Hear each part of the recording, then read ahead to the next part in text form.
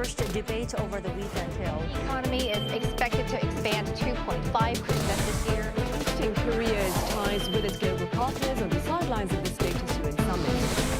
A massive drone attack on Ukraine overnight on Monday and Tuesday.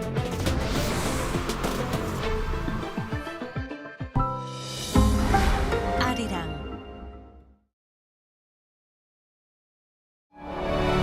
For thousands of years, one breath has endured.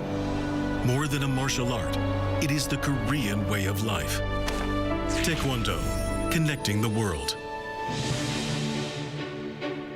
Smarter than ever, Taekwondo leaps toward a new future, connecting the world through a single movement.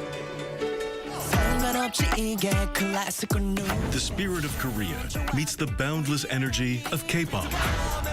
No longer just a sport, Taekwondo is at the heart of K-culture, bringing Korea's spirit to the world. A beautiful culture, connecting heart to heart. We now strive to safeguard Taekwondo's community training culture as a treasured heritage for all humanity. The pride of Korea, Taekwondo.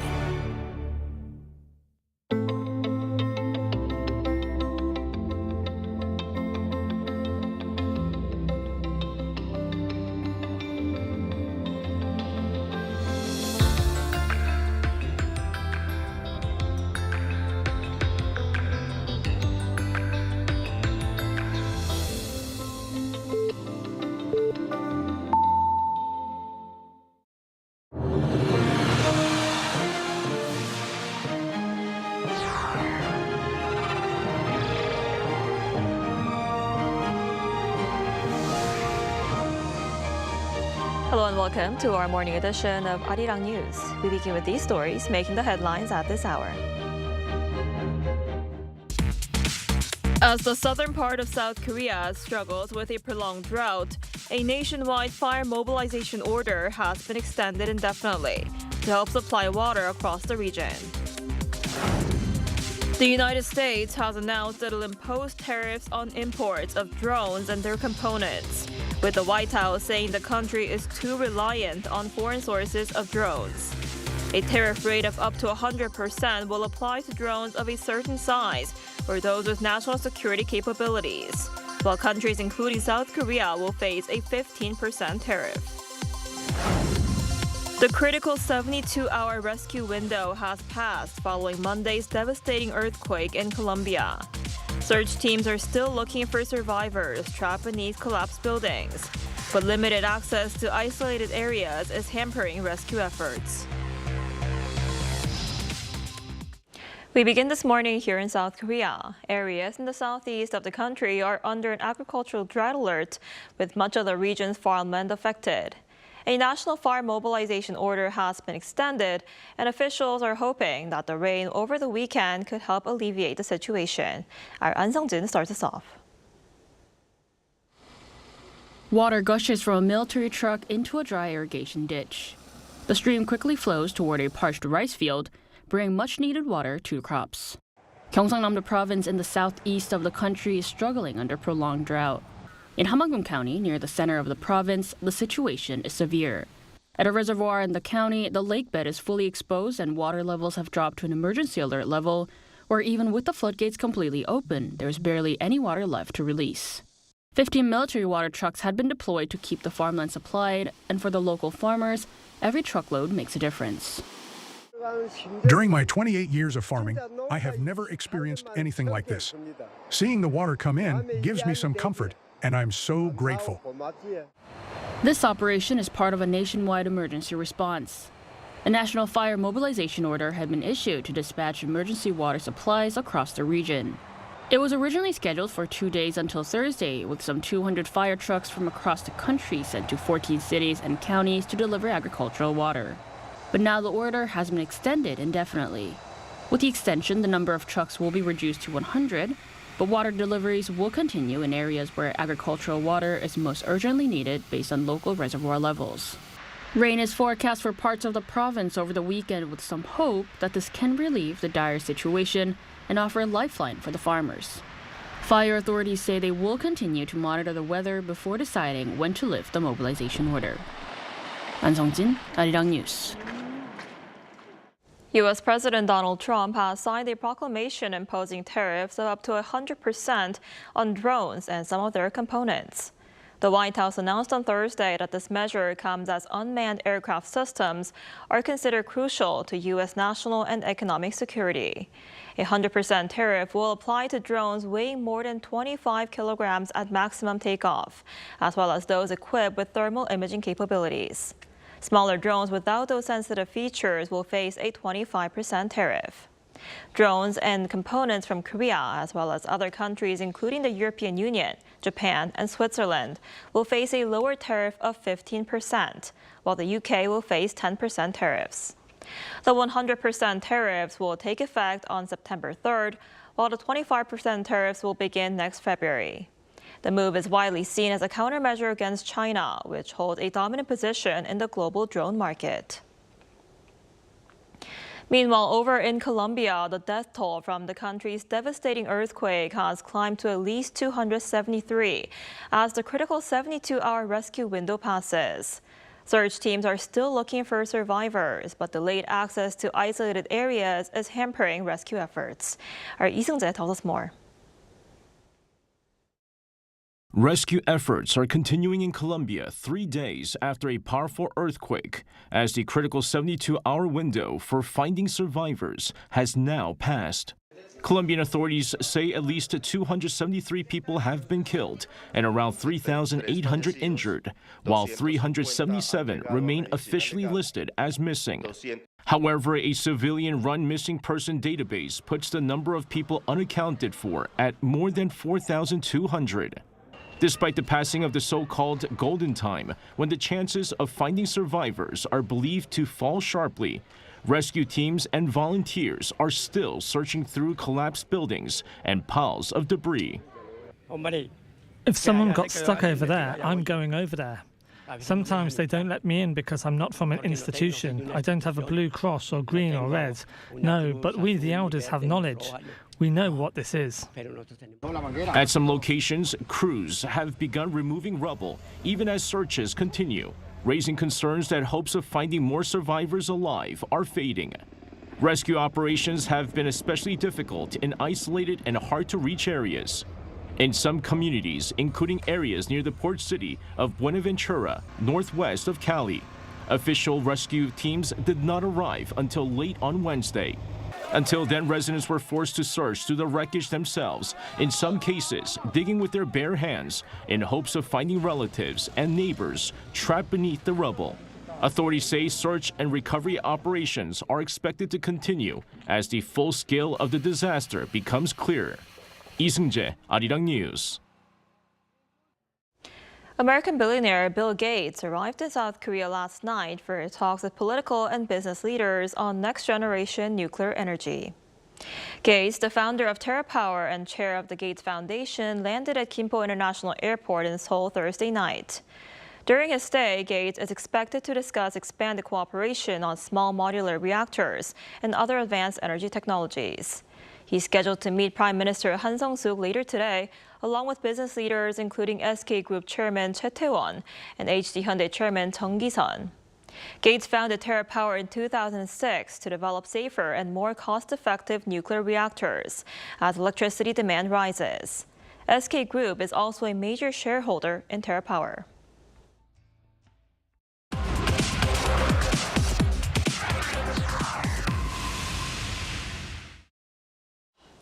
K-pop supergroup BTS is now touring North America after wrapping up concerts in Europe, with more than a dozen concerts scheduled across the United States and Canada throughout August and September. For more on this, we're joined today by Professor Cedar Bao-seiji, Assistant Professor of Korean and East Asian Studies at Busan National University. Professor Seiji, thanks for coming on today. Well, nice to be here. So we're seeing North American cities across the United States and Canada actively embracing BTS, from temporarily renaming a street in Toronto to BTS Boulevard. What does this tell us about the evolution of Korean cultural influence across North America? I think it tells us less about Korean cultural influence than that localities recognize the scale and importance of a BTS concert. It's actually not unusual for North American cities to roll out the red carpet for a major event, like a big name concert, a festival, sports finals. And so we're seeing that BTS is recognized on this major level. And I was particularly struck by a video of the governor of Maryland, Wes Moore, welcoming BTS and Army to Baltimore. You know, a lot of Americans are familiar with Baltimore, but it's not a major destination. And I saw the governor's actions as genuine excitement that BTS was giving Maryland a chance to show off its charms to Army from around the US and the world. And I found his personal video address where he said the names of every BTS member with correct pronunciation, quite charming. If I was an Army and I was getting ready to go there, I would have felt warm and sincere, and it would have prompted me to be more interested in learning about and seeing more of the city and state while I was in Maryland. Right, and the economic impact is also very significant. With 4 sold-out shows in Las Vegas in May, it generated an estimated $340 million in economic activity. So when we talk about the BTS, the economic impact of BTS, how much of that goes beyond ticket sales and directly benefits local businesses? Well, the majority of it does, really. Most fans who travel to a show in the United States are from outside that city or that region. Some are coming from abroad. And they're going to have to stay in a hotel. They're going to be eating in restaurants and using transportation options like Uber or other taxi services because they don't know the local transit system. So it's also very natural for them to visit local sites, you know, such as sites in Boston if they're going to the Foxborough shows before they return home. I also, when I went to the show in Busan, I saw so many Army travel to shows with their friends or family members who aren't attending the concerts. And so they combine one night at the concert with a longer local family vacation. And so it really does end up benefiting the locality so much to host one of these concerts. Right, and to what extent has this global popularity of BTS and K-pop influenced how people around the world perceive South Korea itself beyond, music and entertainment? Well, as a professor of Korean studies, I've been seeing the influence of K-pop for years in the classroom. People are showing up, they're really eager to learn more about Korea. While not all K-pop fans can enroll in my classes, a lot of them are trying to understand the culture of origin of the artists that they're enjoying. Being a K-pop fan astronomically raises the chances that someone is also checking out other cultural products, including dramas, films, literature. And it can mean that they are enrolling in Korean language classes or using apps to try to learn the language. And they start paying more attention to Korean contemporary affairs, even international diplomacy. So these fans aren't necessarily learning in an organized manner like a university student, but they might encounter a how to make japchae video made by a fellow fan one day, and then learn more about Korean skincare the next. And when a controversy arises, like right now, there's this dust up around the actress An Ha-young, then fans start to learn about things like collaboration and Japanese occupation of Korea. Tomorrow, they might learn about Gwangbokjeol, Liberation Day. So ultimately, compared to when I first moved to Korea in the mid-1990s, when most people just knew Taekwondo, kimchi, maybe the '88 Olympics, the knowledge of Korea that's held by K-pop fans today is much more extensive and sometimes quite nuanced. Right, absolutely. And BTS said they're not going to submit any music for consideration at the 2027 Grammy Awards. Does this suggest that BTS and perhaps K-pop more broadly has reached a point where recognition from traditional Western institutions is no longer as important as it once was? Yeah, I think a move like this is so significant because the Recording Academy, they clearly expected BTS and other Asian artists to continue to nominate themselves for Grammys, even while this new award category that they made kind of reduces the meaning of winning a Grammy. And just didn't occur to them that an artist, a major artist like BTS that can draw audiences to the telecast, would just choose not to participate at all. Because BTS is such a major group, it really does expose the fact that having an Asian pop category feels like excluding artists from desired awards, not making room for new artists, as the Academy would like to say it does. The Grammys have benefited so much from ARMY viewership in the past, and I'm sure they thought they would get it again. And now here's BTS saying, we don't have to pander to Western validation. And I find that beautiful. I think this is a smart move for BTS.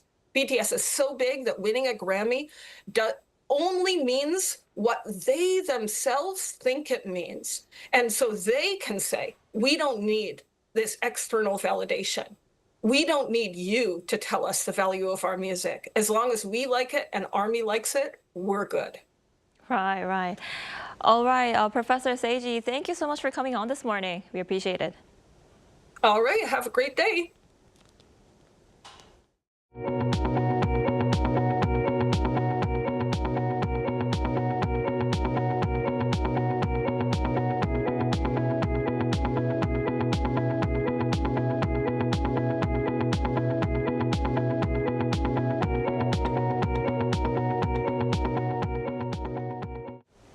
Incheon International Airport has ranked first in the world for international passenger traffic in the first half of this year. It's the first time it has held a top spot since it opened in 2001. Our Park Chae-ryung reports. Whether it's tourists arriving in Korea or passengers connecting to destinations overseas, more travelers are choosing Incheon International Airport. As our connection back to the States, we're going to Dallas, and we chose Incheon because it has the best connection for us and the best time, so it was really great, and we really like the airport. The growing flow of passengers has pushed the airport to a new milestone. Incheon International Airport handled 38.39 million international passengers in the first half of 2026, the highest figure in the world. It beat London Heathrow, which was second with 37.79 million passengers, while Singapore Changi ranked third with 34.53 million. Foreign travelers made up a growing share of passengers at Incheon International Airport. Their share rose to 39.3% in the first half of this year, up from 35.2% last year and 32.8% in 2024. The airport corporation attributed the rise in passenger numbers to the U.S.-Iran war, which disrupted transit operations at major Middle Eastern hubs, shifting some Europe-bound travel demand to Incheon. And they recommended the flight, the Asian Airlines, and to go direct to the airport, not more expensive, and it's more direct. So because otherwise it's very long to stop first in Dubai and then so we wanted to go direct. The rise was also driven by growing inbound travel, particularly by visitors from China and Japan. We chose this airport because it has many connecting flights from China, and it's the largest airport in Korea. Incheon Airport is very convenient, and immigration and customs procedures are quick. The airport says it plans to build on the achievement by further improving services across its operations. With more travelers passing through its terminals than ever before, the Incheon International Airport is strengthening its position as one of the world's leading aviation hubs. Park Chae-ryung, Arirang News. After years hidden from public view, a remarkable section of Jeju's volcanic heritage is opening its doors to offer visitors a rare glimpse into an underground world shaped by nature. Our Hong Seo-jung was there. Showcasing the wonders of nature, a dark yet enchanting cave immediately captures visitors' attention. The Manjanggul Lava Tube on Jeju Island has opened a previously closed-off section to visitors after more than 2 years of restoration work. And foreign students got the first sneak peek through the World Heritage Festival program arranged by the Jeju Global Academy. It's amazing to finally see this underground world that was previously hidden from view. And the sheer scale of it is just incredible too. Designated a UNESCO World Heritage Site in 2007, the cave is one of the world's longest lava tube caves. It features unique volcanic formations, including lava stalactites, flow lines, and columns. Up until now, we've mostly kept our heritage hidden. This festival was created to share the cultural heritage we have here in Korea with people around the world.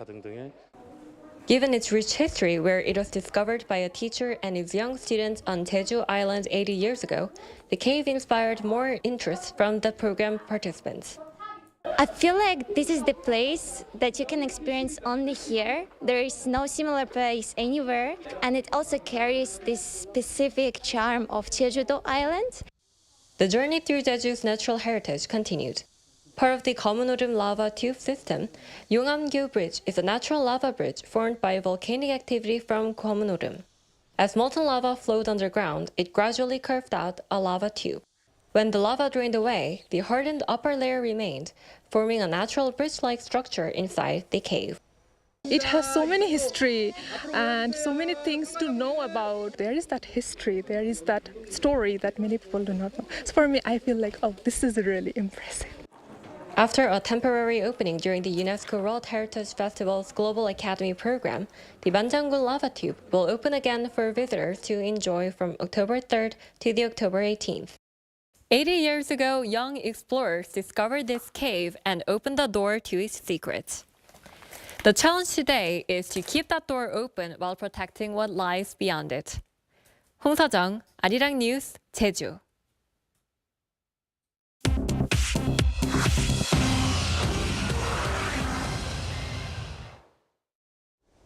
Good morning, I'm Choo Ji-hyun, and this is The World Now.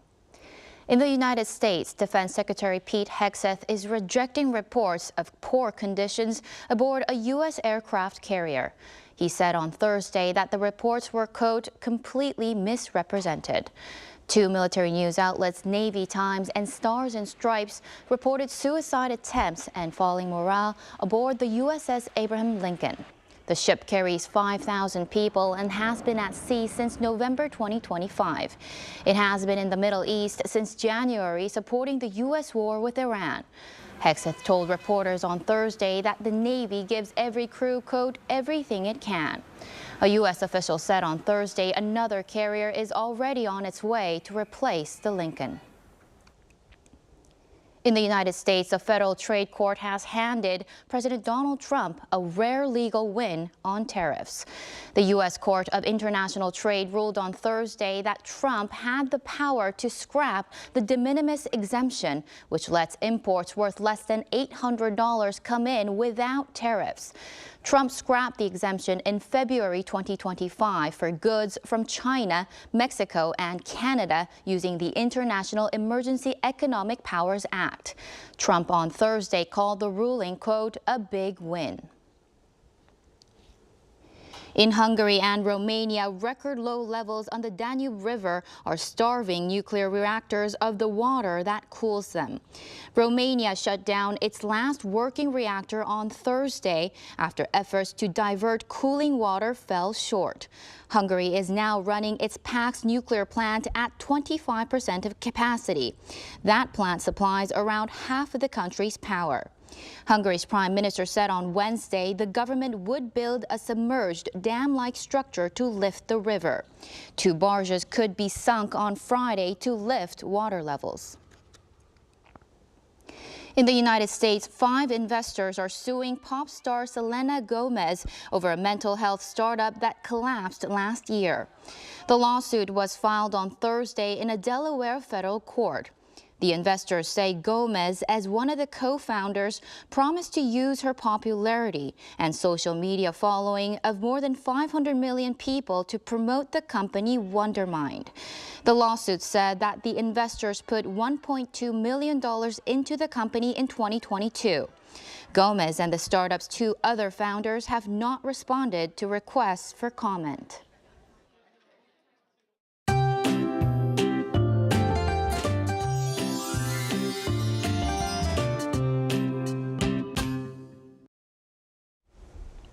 Today is Balbok, the final day of the traditional 3 hottest days of summer. And the heat and humidity are making a comeback. Heat advisories are expanding to more regions, while Gangneung stays below 30 degrees Celsius again, thanks to easterly winds. Meanwhile, there will be sudden showers across the country with 5 to 40 millimeters expected, so please keep an umbrella handy. And this afternoon, Seoul will be getting up to 33 degrees Celsius. Gwangju and Daegu will be blistering hot at 34 degrees.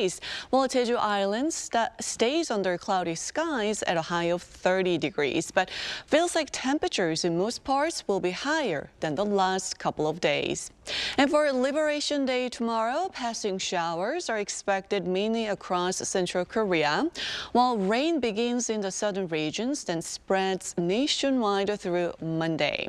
And once the rain moves out, sunnier weather will return, and the tropical nights that briefly eased could also return.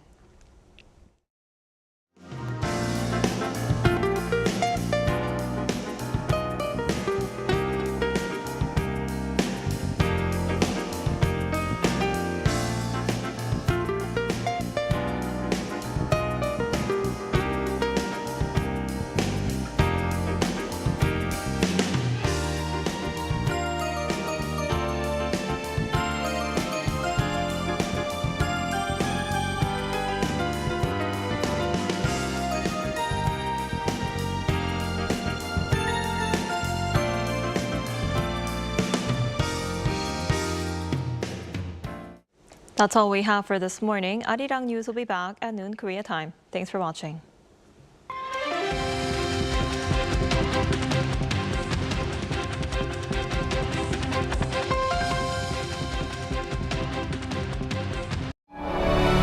For thousands of years, one breath has endured. More than a martial art, it is the Korean way of life. Taekwondo, connecting the world. Smarter than ever, Taekwondo leaps toward a new future, connecting the world through a single movement. The spirit of Korea meets the boundless energy of K-pop. No longer just a sport, Taekwondo is at the heart of K-culture, bringing Korea's spirit to the world. A beautiful culture, connecting heart to heart. We now strive to safeguard Taekwondo's community training culture as a treasured heritage for all humanity.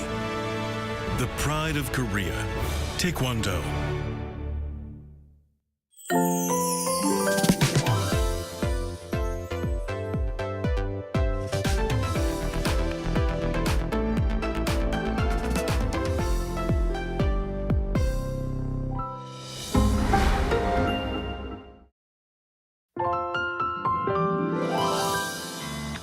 Let's go! Simply K-pop! We'll be capturing your artist's best visual moments up close and personal when hair, makeup, and styling shine the most. 예뻐 보이는 핑크 렌즈를 선택했고 그린, 퍼플, 브라운 멤버들에게 맞게 착용을 한번 해봤습니다. 머리 말아보기도 하고 스트레이트로 펴보기도 하고 머리카락을 열심히 바꿔보는 중입니다.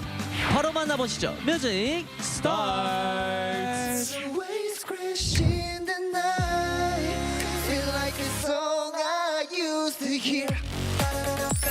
La la, la bro, la la, la.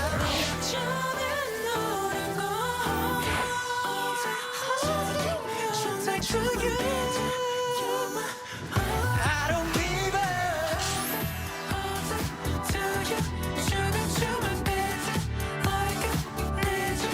Not too bad at all. Sweeter than ever. 행복한 고민을 하게. We got that flavor. 내 맘속에 시원한 shopping. Got me freezing. Hands up if you're feeling alive. 사탕보다 달콤한. Call me stunner. Call me stunner. Trauma, trauma. Damn stunner. 날 빛내는 stupid rumor. I'm walking like a talking. Watch me Then this week, Simply K-pop. Don't miss out.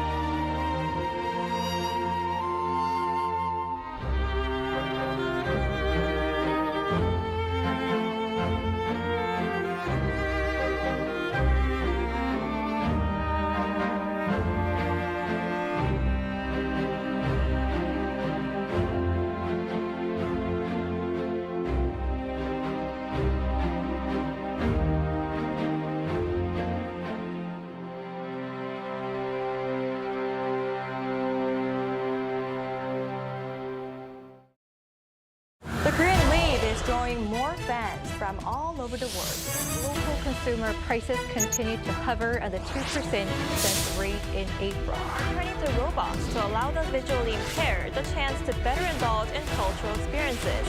Like the number of hybrid cars are registered in South Korea has surpassed 2 million with this locally developed Yuri rocket.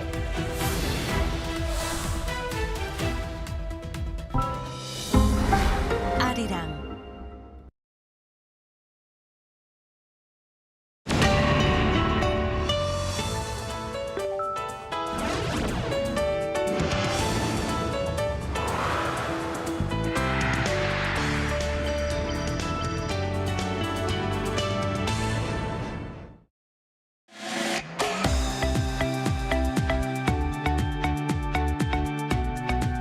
We're here to bring a new type of news show. New insights, new styles, and new topics every day. We are News Generation. Bringing news just for you. It's Friday, August 14th here in Seoul. I'm Lee Soo-jin, and this is News Generation. Joining us today is Hyun. Thanks for having me. Coming in. Also, Kyle's with us today. Thanks for having me. Thanks for coming in. Both are here to speak on behalf of people in their 20s and 30s. So it's finally the end of the work week, and here in Korea, it's also one with special meaning. So tomorrow marks Korea's Liberation Day, one of the country's most significant national holidays. So why is Liberation Day such an important day for Koreans? That's a very good question. Just so that everyone knows, Korea was under Japanese colonial rule from 1910 to 1945. A very painful chapter in the nation's history. Now, Liberation Day, observed on August 15th, commemorates Korea's liberation from Japanese colonization in 1945. So this year is the 81st anniversary and celebrates the establishment of the Republic of Korea, which inherited the legitimacy of the Korean Provisional Government. Liberation Day is especially important to Koreans because it marks the end of 35 years of Japanese colonial rule and the recovery of national sovereignty.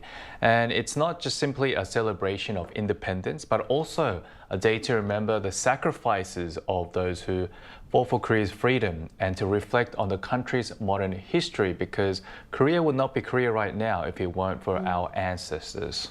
So the day is remembered not only for Korea's freedom, but for the people who made it all possible. So how do Koreans tend to celebrate or commemorate Liberation Day, Kyle? Yes, so our ancestors literally risked everything, their whole life, and fought for independence to reclaim our country. So on the National Liberation Day, the Gwangbokjeol, Koreans hang the national flag, the taegukgi, to honor their sacrifice and celebrate our freedom. You'll also see various events popping up all over the country throughout August to mark the day, and we're about to talk more about that. Right, so it's a powerful reminder that the freedoms we enjoy today came at an incredible cost. And today, younger generations are finding new ways to keep that spirit alive. So we're going to talk more about how they're doing this, but first, let's take a look at the screen.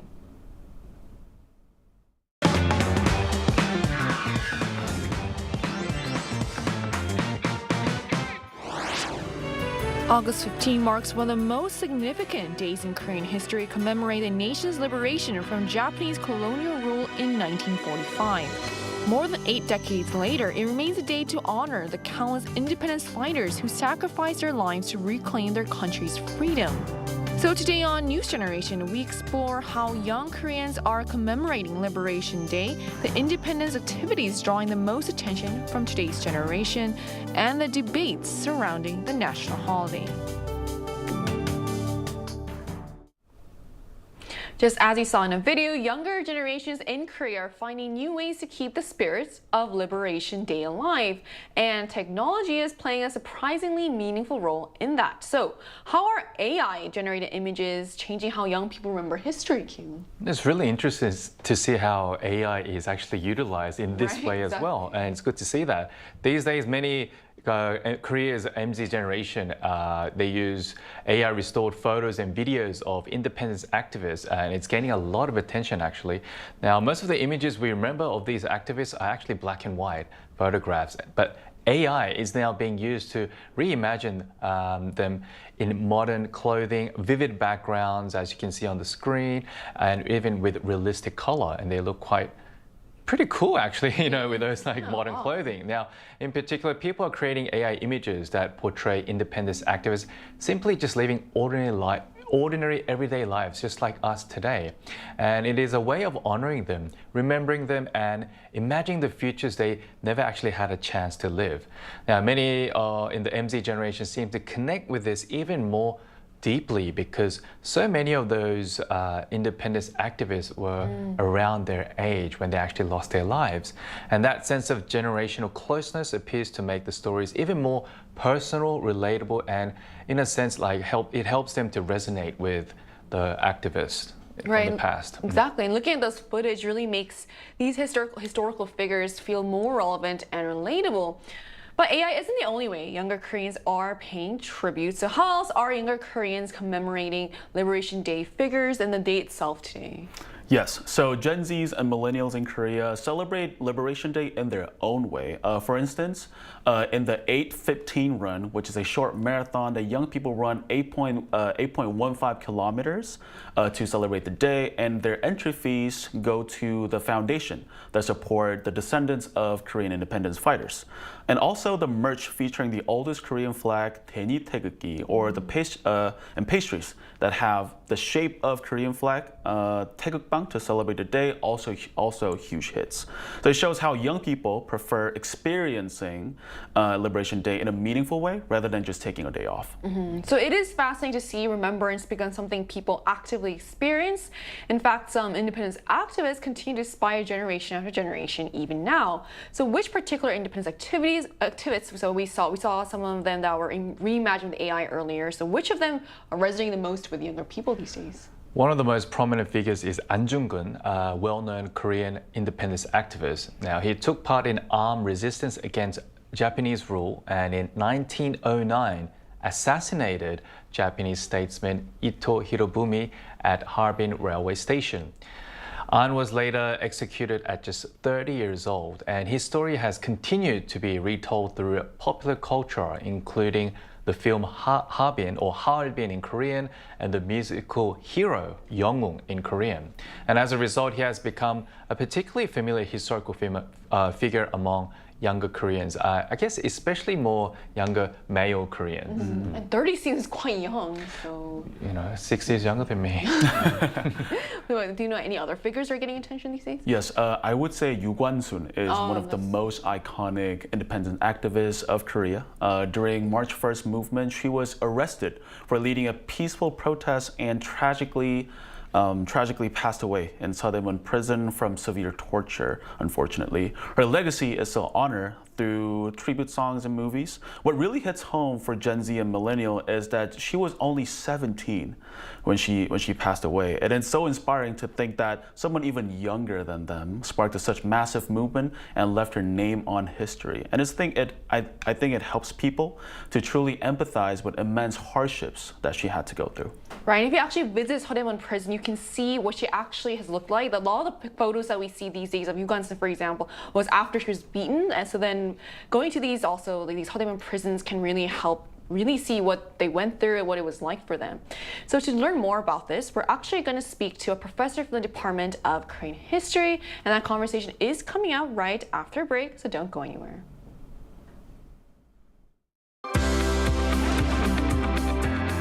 NewsGen wants to hear from you. Go to YouTube and search out channel Arirang News. Click Posts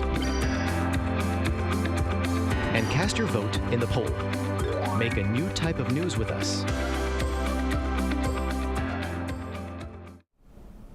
We're joined now by Professor John Moya, Professor of Korean History at Seoul National University. So hello, Professor. Thank you so much for connecting with us today. Thank you very much for having me. All right, Professor. So why is it so important for Korea and its people to commemorate Liberation Day every year? Yeah, I think we can connect this in two ways, and I had a chance to hear some of the earlier conversation. So yes, I mean, the most important thing, obviously, is that it represents Haebang, liberation from 35 years of colonization, and that's really important. But along with that, the recognition that the moment of Haebang precedes what Koreans now know as division between North and South.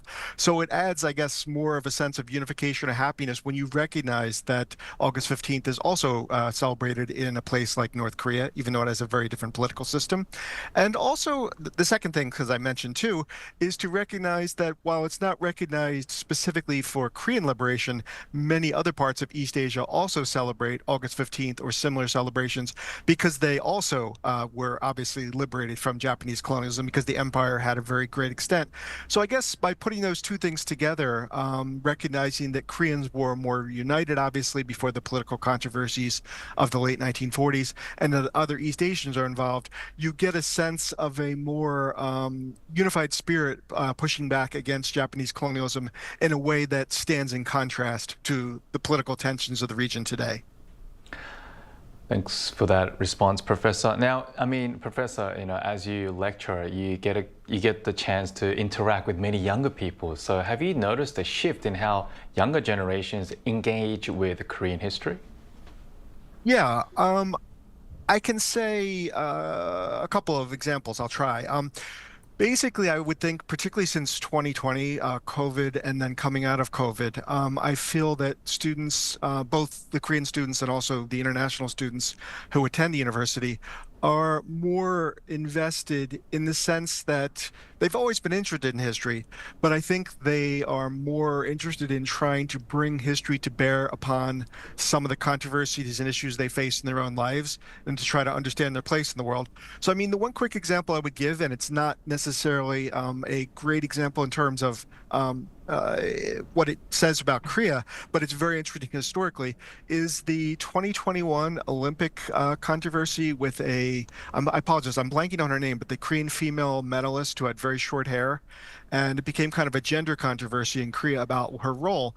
This has actually, in a lot of my classes, inspired some interesting discussions about gender insofar as students are very interested in not so much the issue itself, but in trying to understand how have Korean men and women interacted from Chosun until now, how have roles varied.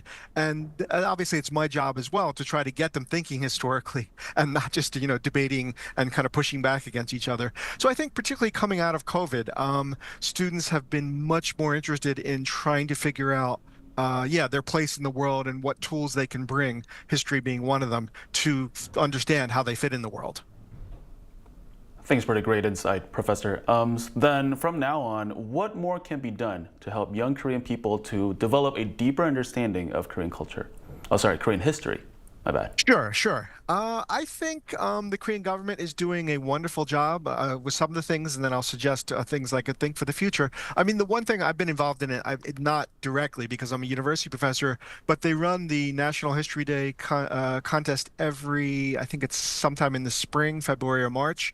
And I do tend to get, it's weird, you're a university professor, and you get these emails from high school students saying, could you, clarify about this? And I usually pick, because I tell them I can't answer all of them, but I'll pick one or two every year that get to me first, and I'll try to answer. So that's a very good example of, I think, my understanding is that they give presentations, and then some of them advance to national and even to the next level if their presentation is received well. So that's a perfect idea of what they're doing. What I think they can do more in the present and in the future is things like this that get students recognizing that history is theirs. What I mean by that is it's not just something in a textbook, it's not just to be memorized. I don't know that I would want to do this with junior high or high school students, but with university students, I can take them to places in Seoul sometimes, Gwanghwamun, things where active political activities are going on, and get them to recognize that historians actually can talk about these things. So I guess I'm not going to recommend anything specific, but I'm saying get them to recognize that they can interact with history, that they are part of history, that they are historical actors, and that it's, you know, when they recognize that, they get much more motivated when recognizing that it's not just something set in a textbook. I think really visiting those places is a way to get more interested in the history itself, and it doesn't feel as far away, if that makes sense. So I think that's a good precisely. way. And we've had really good luck, not just with Korean students, but we had some Taiwanese visitors in January of 25. We took them down to Gwanghwamun, and they were very interested in comparing some of the Taiwanese political situations with the contemporary Korean situation. Is there a place that you would recommend people go tomorrow to commemorate Liberation Day? I don't know that I would recommend. Well, okay, yeah. I mean, just a personal thing that I like, and I may go myself depending on how crowded it is. I really like the National Museum. I think it's underrated. I've heard, as you probably know, that with K-pop Demon Hunters, the numbers have gone way up. But I mean, it is a really cool place just to kind of see for an hour or two, even if it's crowded, and kind of experience kind of some of the history. And then obviously you're close enough there from then you can go to other parts of town. Gwanghwamun being another great example. All right, Professor, thank you so much for coming on and sharing your insights with us today. Thank you very much. Thank you. Thank you. So we just heard from a Korean history professor about the significance of Liberation Day, how young people engage with history, and how we can keep that history alive. The way younger generations have developed their own ways of commemorating the day has also sparked some debate. So this has been controversial. So why has traveling to Japan over Liberation Day become such a source of debate these days, Kyun? Well, unlike older generations to begin, many of who actually carry vivid memories of the wounds of history, some younger Koreans kind of tend to view Liberation Day not only as a solemn historical anniversary, but also as a national holiday, a day off pretty much, and for some even as a day of celebration. Now, that difference in perception has also sparked debate over whether it is appropriate to actually travel to Japan during the Liberation Day holiday. Now, among younger Koreans, opinions are divided. Some argue that doing so kind of reflects a lack of historical awareness, while others say, you know, travel is ultimately a matter of personal choice and freedom and should not be judged through the lens of history alone. So I think this really highlights the generational differences in how Liberation Day is understood and commemorated. But the debate doesn't stop with where people choose to spend the holidays. What are some other recent controversies that have emerged around these events? So there was a controversy last year over a Japanese anime character was being invited to throw in a ceremonial first pitch for a at a Korean baseball game around Liberation Day. And it sparked backlash mainly because the anime was set during the Japanese imperial period. So the pitch ended up being canceled. And there was also an issue with the local festival hosting a Japanese summer event around Liberation Day. So historians pointed out that holding that kind of event on Liberation Day, the day that we're supposed to celebrate and honor our ancestor who made modern Korea possible, completely goes against public sentiment. Right. So, I mean, these cases show just how sensitive the balance can be between culture exchange and also historical memory. So, where should we draw the line between personal freedom and also historical sensitivity? So, Kyun, starting with you, this is more of a personal question. So how do you personally feel about traveling to Japan or these Japanese-themed events during this particular time of the year? Look, traveling is fun. It's meant to be fun, and Japan is a very close country to Korea, and it's a great country as well to visit. But like I said, it's a very sensitive issue for Koreans. So I think being a little bit careful and a bit more considerate will be the right move. But there is no law saying you can't travel to Japan and have Japanese-themed events on Liberation Day. But like I said, as an educated Korean and a Korean citizen, I think maybe staying low-key could be the better option just on this particular day. Right, just one day of Just one day.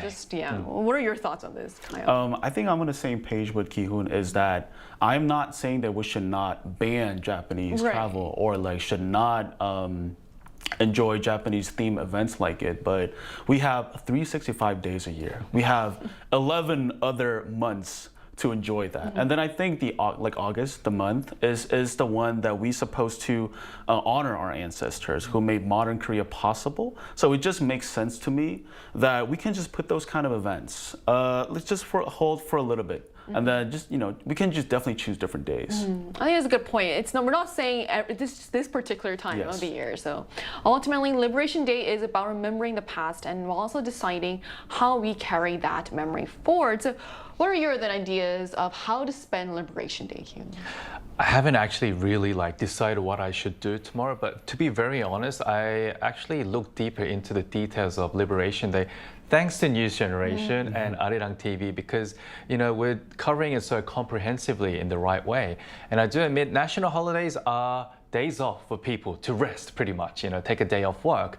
But I think taking a moment to really reflect on our past and having a sense of appreciation of what the older generations did for us to create the present Korea will, I guess, help us grow a stronger feeling of patriotism. And I think everyone needs that wherever they live, wherever country they were born in. And right now, people around the world are so drawn into Korean culture, Korean language, everything about Korea, Korean food, you name it. Even more than Japan, to be honest. And I think this is something our ancestors will be so, so proud of right now. If they look at Korea right now, they'll think, oh, what I did back then when I was, in my teens, in my 20s, sacrificing my life for the freedom of this country, I think they'll be so proud. And therefore, in return, I'm truly thankful to all of them who actually made Korea right now. Well said, well said. What about you? Do you have any suggestions of what's the best way to spend Liberation Day? Okay, I think I hope to see more events that held nationwide to celebrate Liberation Day. Think of 4th of July in the US. That become a huge thing. Even if it's a day off, rather people just, rest at home, they all gather in the park. All gather, come out on the street, and then celebrate all together of the American independence. And then that could also, now it's also become a tourist activities you can enjoy, because that could only happen in America. So I guess we can take that idea to Korea, and then if we can hold some of the events nationwide to celebrate Liberation Day, then I think in terms of tourist experience-wise, tourists come to Korea and then get to know more about Korean history, the histories behind Korea and Japan. So I think it would be a great idea. So I like the idea of the idea that I mentioned about 8:15 run, the marathon to celebrate Korean liberation. But that's only for younger generations. Not everyone can run 8 kilometers. So I really like the concept, really like the idea behind it, but I would see more events that everyone can join. Doesn't matter you're young or old. And you don't have to be from Korea either. Yeah, exactly. So we can all celebrate together, and then there will be a great way to boost historical awareness and also make people feel even prouder as a Korean. It's a great idea. So Liberation Day isn't just about looking back. It's about deciding how we carry history forward. And as the ways we remember continue to evolve, what matters most is ensuring those sacrifices are never forgotten. After all, history only stays alive when each generation chooses to remember it. And that brings us to the end of today's episode of News Generation. But News Gen will be back on Tuesday at 10:30 a.m. Korea time following Monday's National Liberation Day holiday with more stories and discussions. Big thanks to Ki-hoon. It's always a pleasure. And also Kyle. Thanks for having me. And to our viewers, thank you so much for watching. Hopefully your holiday plans don't spark quite as much debate as a trip to Japan. We are News Generation.